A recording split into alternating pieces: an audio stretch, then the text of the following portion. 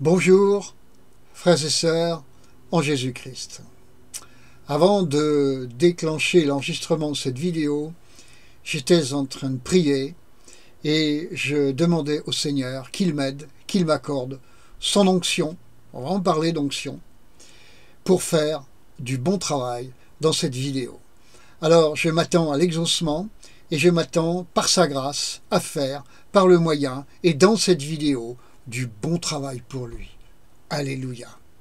Alors j'aimerais vous dire à l'occasion de cette vidéo numéro 142 que je peux et également vous pouvez déclencher la manifestation de l'esprit d'Élie que j'ai largement évoquée, je pense, dans la vidéo précédente, la numéro 141.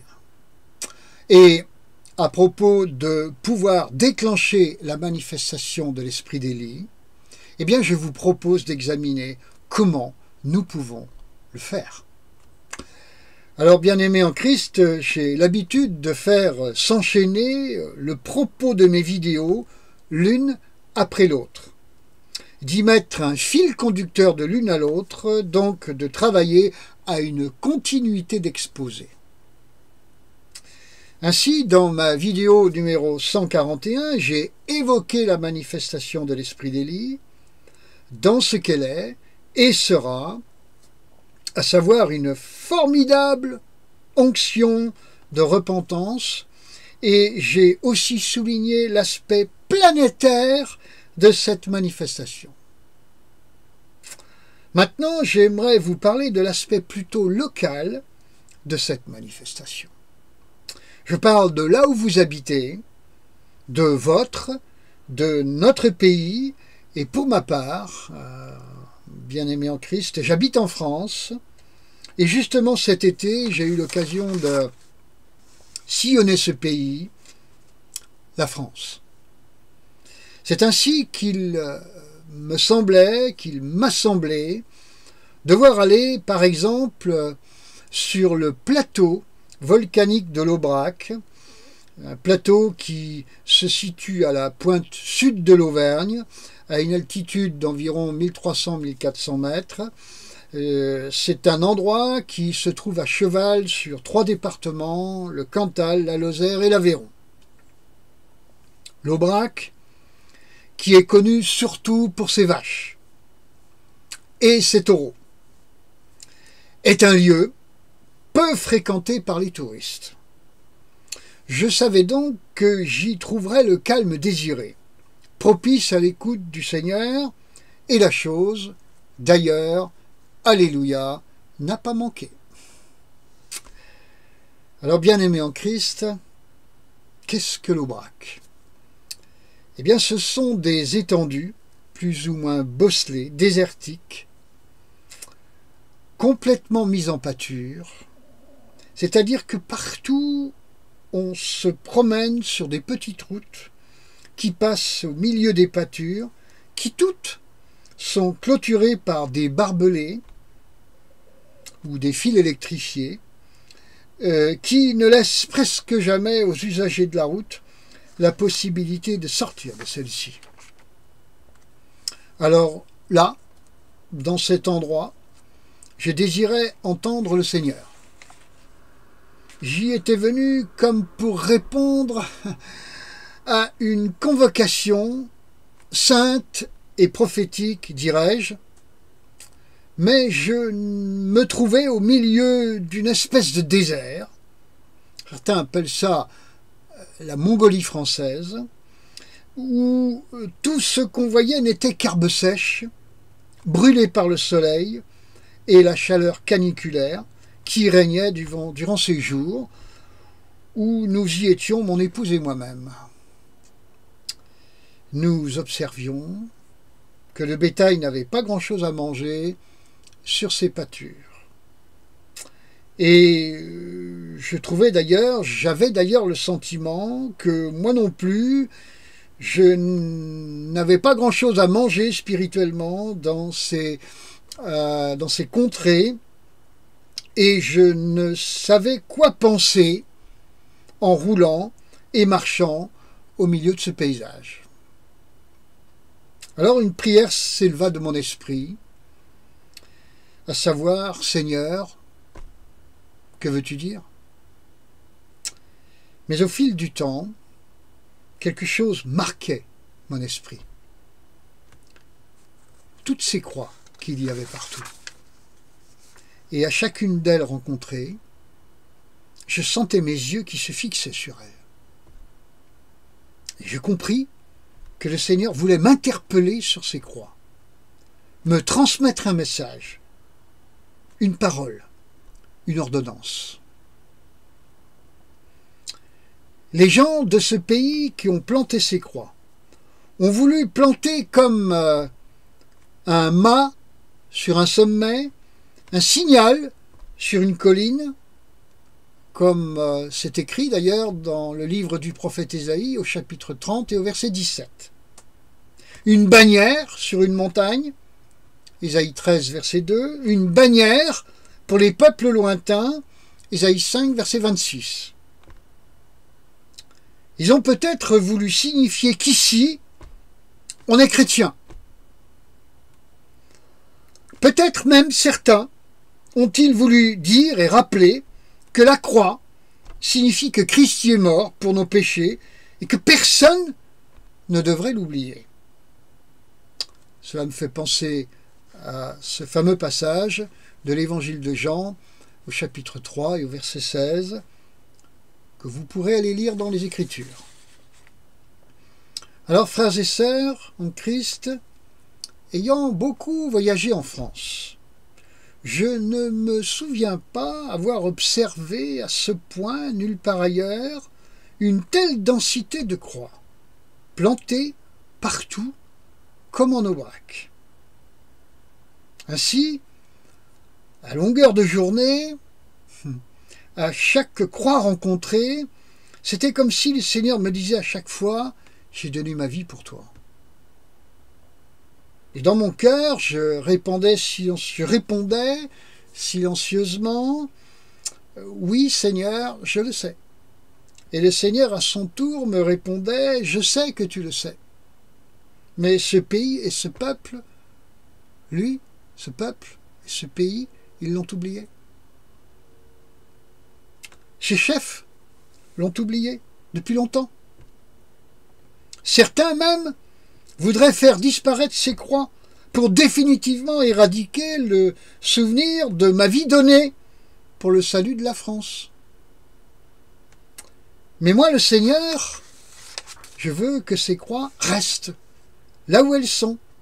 Et même je veux qu'elles servent à ma gloire dans ce pays. Et le Seigneur me disait encore, toi et d'autres de mes enfants, priez sur ces croix pour que mon onction les inonde, pour que mon onction repose sur elles, car je déclencherai des feux de repentance partout dans ce pays, entre autres à partir de ces croix, par le moyen de ces croix. Frères et sœurs, j'ai vu devant mes yeux, en sillonnant l'Aubrac, j'ai visionné, j'ai eu la vision de beaucoup de gens passant devant ces croix et se trouvant comme foudroyés de repentance en passant devant ces croix. Foudroyés de repentance, se rappelant que Christ était mort pour leurs péchés et ressuscité pour leur salut éternel. J'ai vu en esprit ces gens qui passaient ainsi devant ces croix et brusquement s'arrêtaient, tombaient à genoux devant ces croix et se repentant pour leurs péchés et le faisant même à grands cris pour certains d'entre eux. J'ai vu la manifestation de ce phénomène. J'ai même vu que certains enfants de Dieu vont planter des croix à cet effet. Planter des croix, certains vont le faire, planter des croix qui, dès lors, seront nouvelles. Pourquoi je souligne ce dernier point? Des croix nouvelles. Toutes les croix que l'on peut voir sont en général anciennes, même pour certaines d'entre elles très anciennes. Mais je me suis arrêté devant une croix que j'ai regardée de plus près. Et à mon grand étonnement, j'ai vu qu'il était inscrit sur elle 2018. C'était une croix nouvelle. Elle était là depuis 7 ans seulement. Et j'ai compris que si certains veulent faire disparaître ces croix, d'autres au contraire vont les multiplier. Et Dieu saura parler à ses serviteurs pour qu'ils prient sur ces croix, afin qu'elles soient chargées d'un feu d'onction de l'esprit d'Élie, onction de repentance.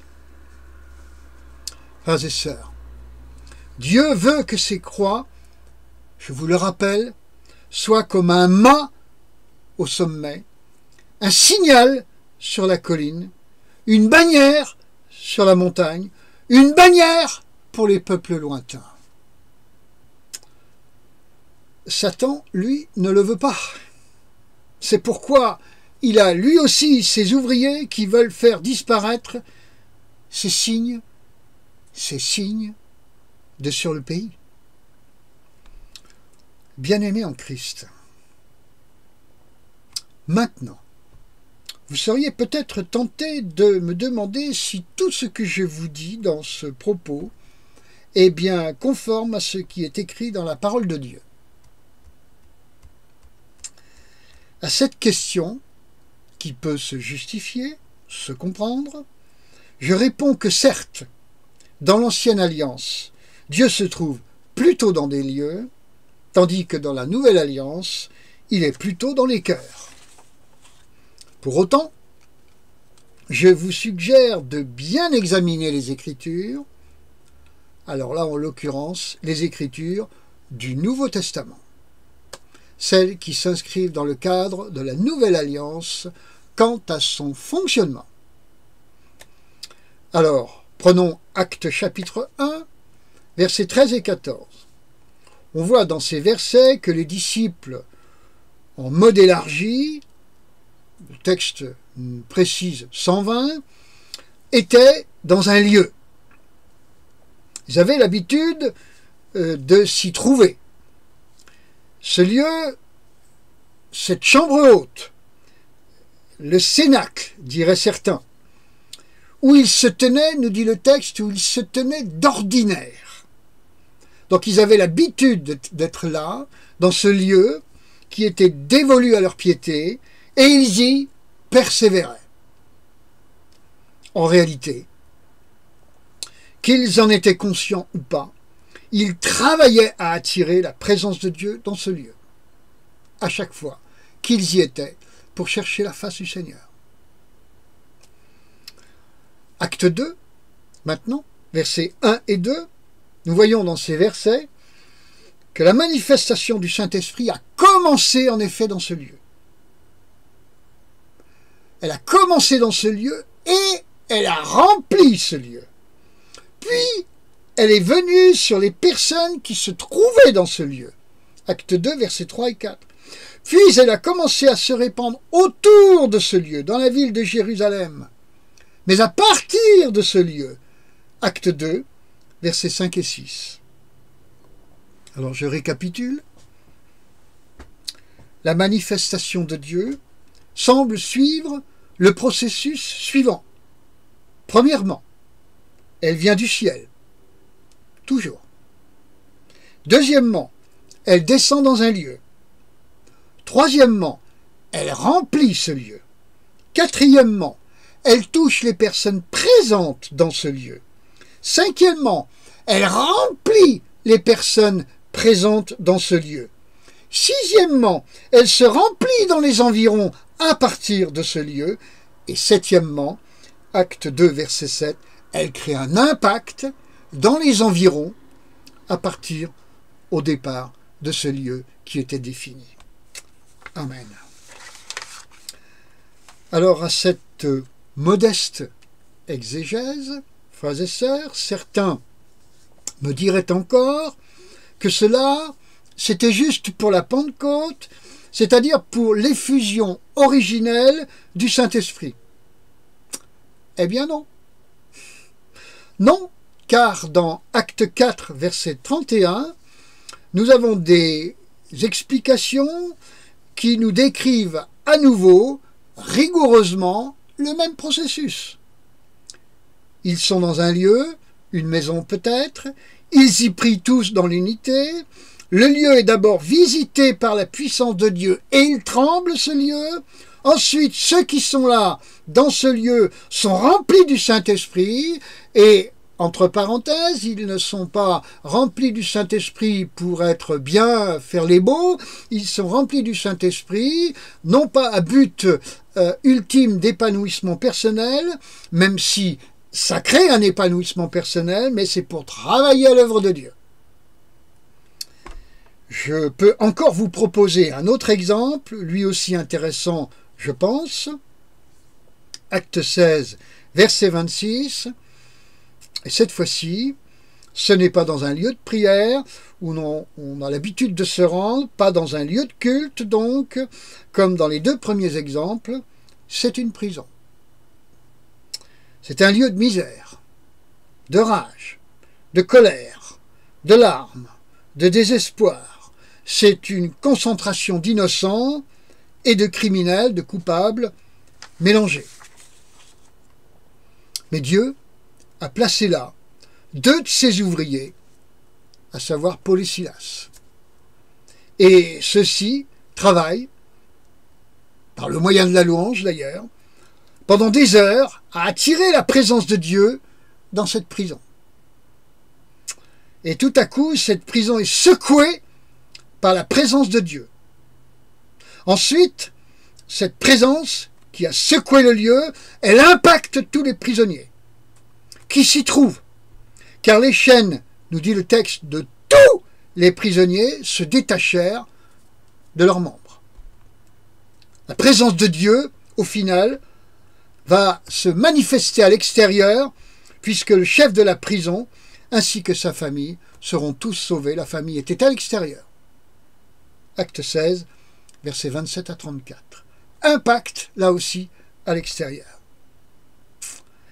Ainsi, donc, bien-aimés en Christ, nous avons vu dans 3 exemples du Nouveau Testament que Dieu touche d'abord le lieu, puis les personnes qui s'y trouvent. Dieu agit, certes aussi autrement, et fort heureusement, il sait toucher les cœurs sans passer par l'étape d'un lieu. Mais Dieu agit aussi par les lieux, comme nous l'avons vu. Il le fait dans l'Ancienne Alliance et également dans la Nouvelle Alliance. Frères et sœurs, nous devons veiller, en l'occurrence, à ne pas enfermer le Saint-Esprit dans un mode opératoire unique.